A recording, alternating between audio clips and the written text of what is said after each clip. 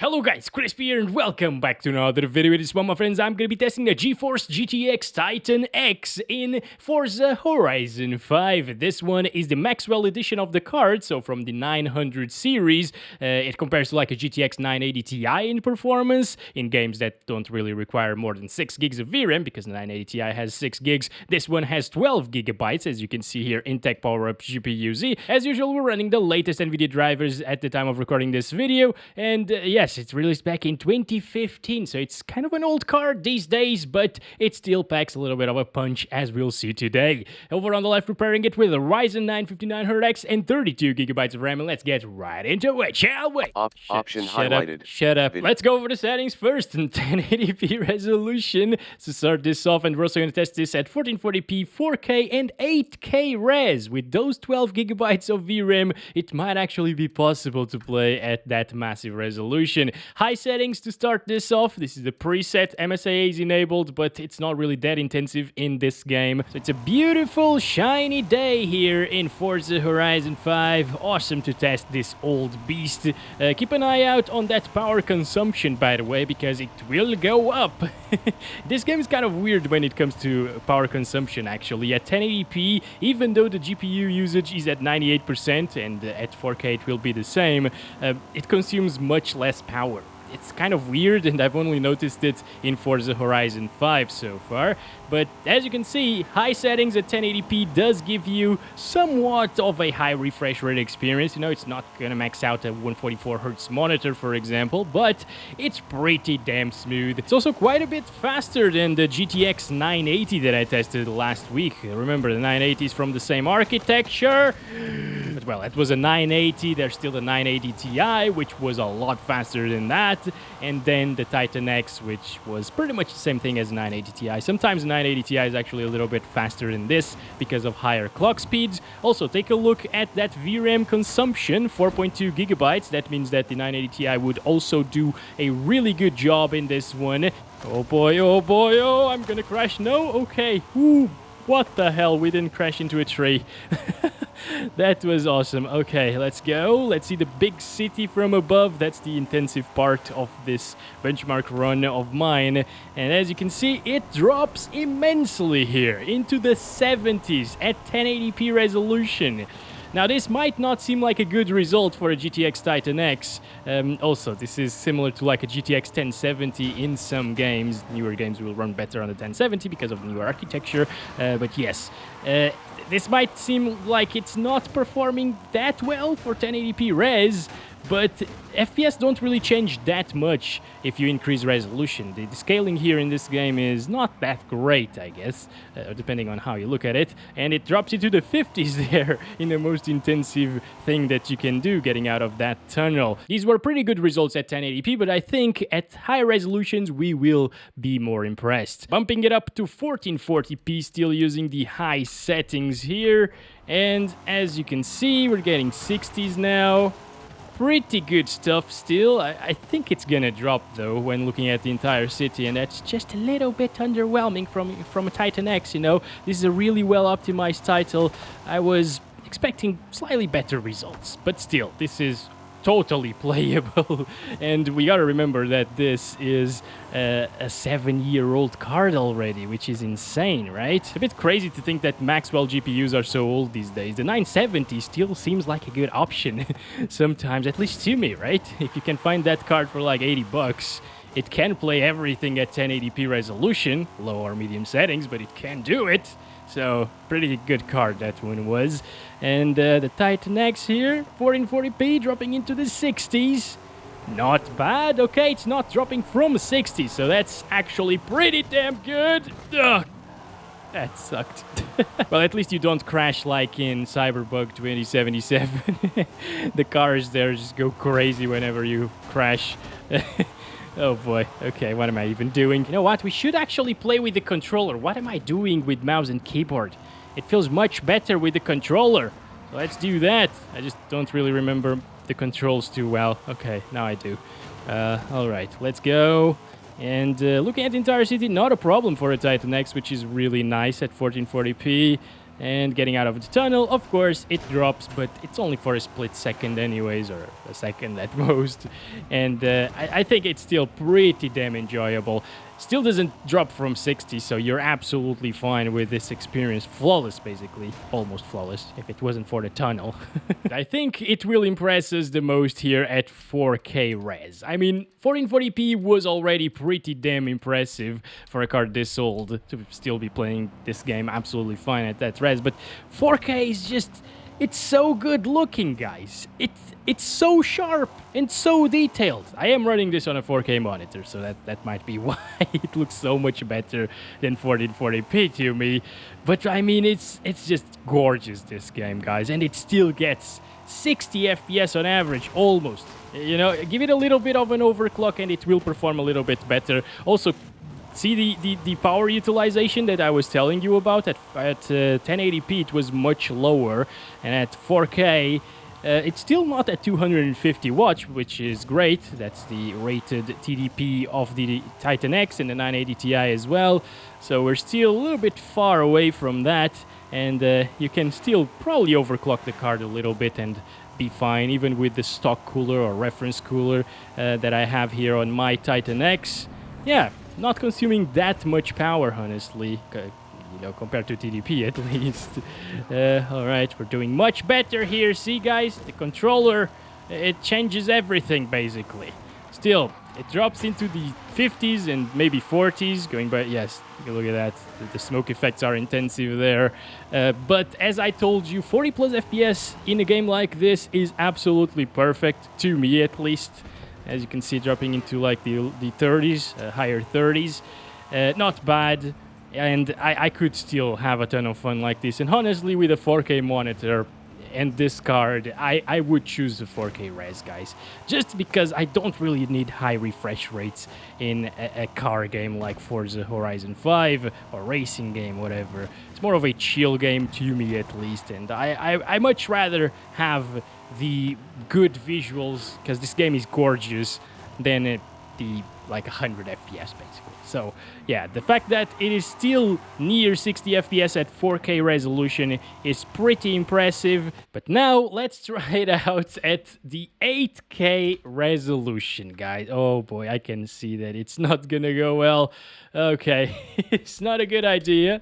Obviously, maybe on low settings it would be playable, but yes. 4K, but 8K, actually, high settings. Remember, 8K is like having 4K monitors running at once, so it's super, super intensive.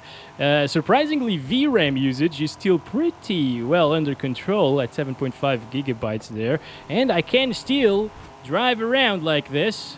It's not too bad, it's not terrible, you know. But yes, it's 20 FPS, so this is only good for screenshots and stuff like that. Can't deny that it does look absolutely gorgeous, and I can see a single jagged edge in this one. It's just, it's so sharp.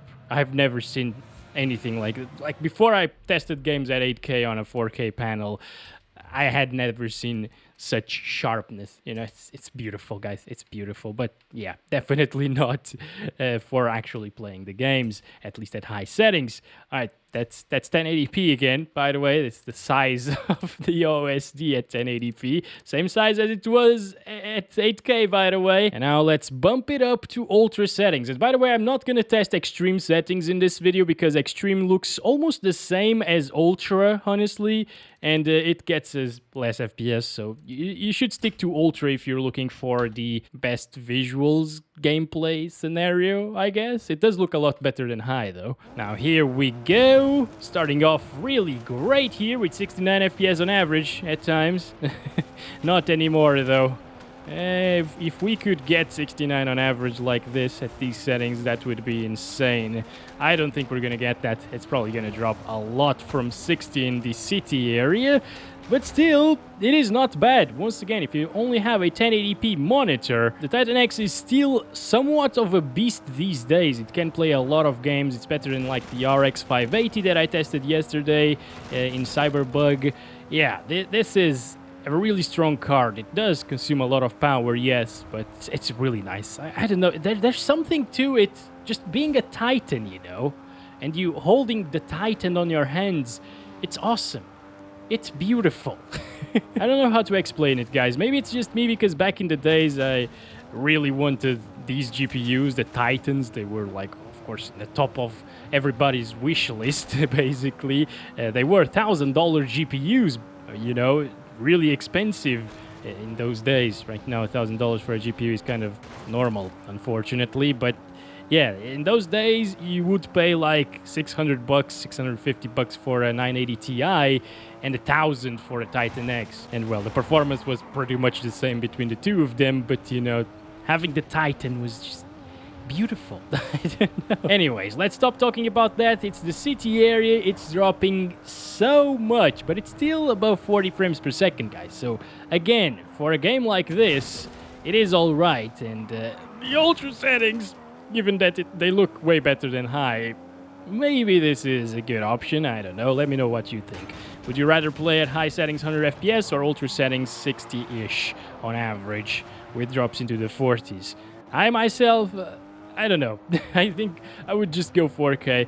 It's probably because I'm running it on a 4K panel. 1080p doesn't look anything special here.